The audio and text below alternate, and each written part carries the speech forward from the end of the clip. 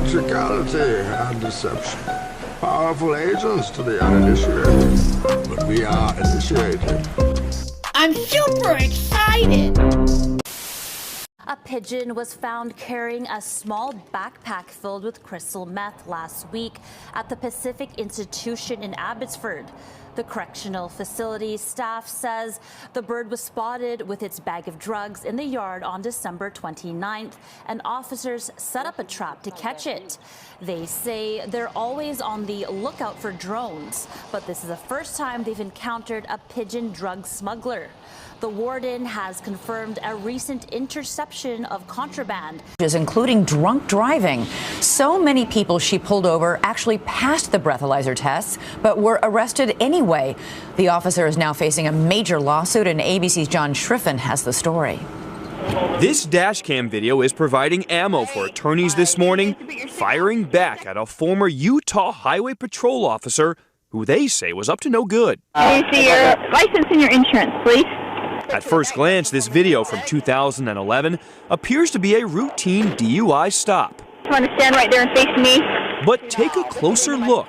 Any alcohol for you tonight? Oh, no, I don't drink. Utah Highway Patrol officer Lisa Steed has the driver perform a series of sobriety tests. 3, 4. Down to your side. The driver's lawyer says she passed all with flying colors, yet she was still arrested for a DUI. Charges later dropped after blood tests found no alcohol in her system. We have a culture of corruption that occurs here. The stories are just rampant. The officer, Lisa Steed, has allegedly pulled over and arrested at least 40 others on bogus DUI or drug charges. Michael Choate says it happened to him when the officer claimed he was speeding. She said she clocked me at 73. I said fastest I was going is about 62. Just like the others, he was arrested, charged with DUI, and his wife in the passenger seat forced to find her own way home. They dropped her off at a Burger King. After a blood test showed Choate was not drunk, the charge was reduced to having an open container of alcohol. He's now part of a class action lawsuit against Steed and her superiors, claiming they knew she lied in the past. The state even had to fork over $40,000 to this man, who she tasered while still in his car. Every case that she has should be reviewed. Her award for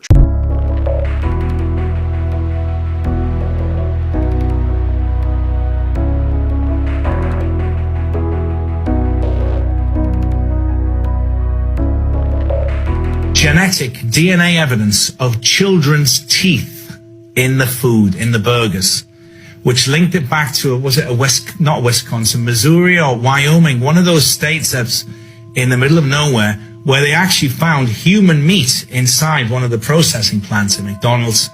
And they said, we're not sure how it's happened. Maybe somebody fell in there and they haven't reported it. But between McDonald's closing, the reports of the Japanese McDonald's tried to pass the buck, try to blame it on the Americans, saying, we got the food from the USA. It didn't come from here. And then they said, you know what? That's probably somebody playing a prank. But they're closing a lot of branches down at McDonald's. And McDonald's traditionally, Nick, in the last 40, 50 years, has been one of the safest franchises you could buy. Because what they do is they do a very, very detailed demographic study of where you're going to put these McDonald's, about the income of the people, where they are, the population. They don't just put them randomly. They're very, very specific about where they are. So human meat in the McDonald's food, including children's teeth that have been ground up and put in there. Very disturbing. Why? But why? It's where they hide the bodies. That's what they're saying. You know how many children disappear every year? Where are they going to hide? Say there's 250,000 children disappear in America every year. Where are all the bodies? You know, most people, what are they going to do? Drive them along the highway? They always get discovered. They never bury them deep enough. You've got weather conditions that expose them. Animals expose them. It's hard. You'd be surprised how difficult it is to hide a body. And I'll tell you why I know, Nick, because there's neither North or South Carolina. There's the body farm. Now, the FBI they use this as a training ground. So what happens is when Americans die, they leave the body to science. And what they do in this ground is they put the bodies in different situations. One will be left out, one will be semi-buried, one will be fully buried, one will be buried upside down. They do all these experiments about how the decomposing the bodies helps them with the science when they find a murder victim or a body that they're not sure how it died. So, for example, if a larger man dies on his back, they can tell by the insects and how much fat has dripped out of his body underneath, how degraded the grass is and everything, to understand how long he's been decomposing for. So they know all about what happens with these bodies, how they do it. They've got all the forensic science about where they're from, and there's always genetics. The body parts of 28-year-old model and social influencer Abby Choi were discovered a week ago concealed in pots of human soup. On February 25, 2023, investigators discovered a Dexter-esque, splatter-proof body disposal workshop in a rented 3-story home. 2 women's legs were found in the fridge. Choi's decapitated head was eventually located in one of the soup pots, boiling underneath carrots and green radishes. A layer of thick fat, several ribs, and minced human meat were also discovered in these soup pots. The gruesome murder was allegedly meticulously arranged by Choi's ex-husband Alex Kwong and his parents and his brother.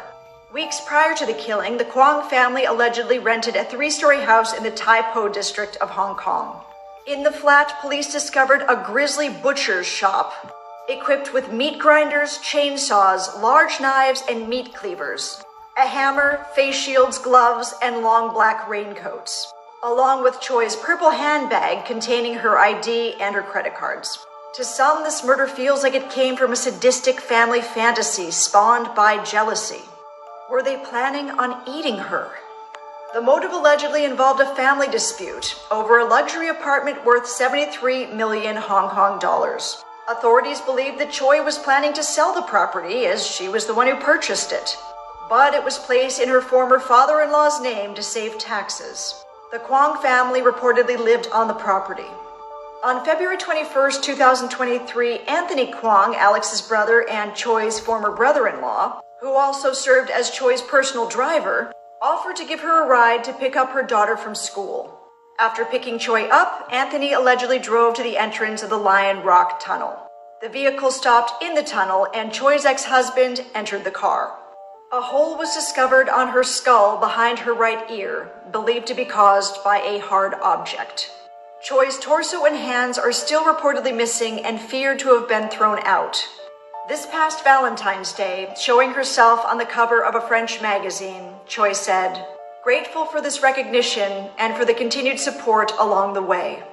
The 28-year-old victim was also the mother of 4 young children. She leaves behind 2 sons and 2 daughters placed in her mother's care. Because apparently CNN ran my face last night and showed this at 9 p.m. to the nation. They ran a whole special about TikTok and then showed my face with Chinese characters around it, basically implying that I'm Chinese propaganda. What the fuck is this? Like, legit, I made a video, right? The whole point of the video was asking the Biden administration to please explain why we are suddenly so obsessed with banning TikTok. That was it. That's the video. This one right here, this one that they're talking about, I posted, it got like 2 million views. Somebody downloaded the video and put Mandarin characters on it and then reposted it in China. And then look at this, CNN's like, oh, they're using it to inflame anti-US sentiment. Oh, those Chinese. And I'm like, no. Could you imagine if some red-haired buffoon in China was screaming, explain it to me, Xi Jinping? Explain it to me. No, it doesn't happen there. They're so confused right now as to how we as a nation can scream like this, just shouting left and right. And yeah, this screenshot is from my Instagram. Shut up. And it's from my Tumblr. See? Because I use the same name on everything, including my podcast, Pearlmania 500. I'm on everything but Twitter and Snapchat. I'm too old for Snapchat. But I love this, dude. I love it. I'm sitting in the same spot. Look, there's the mirror. I'm sitting in the same exact spot here in Pennsylvania, inflaming Chinese propaganda. Fuck, dude.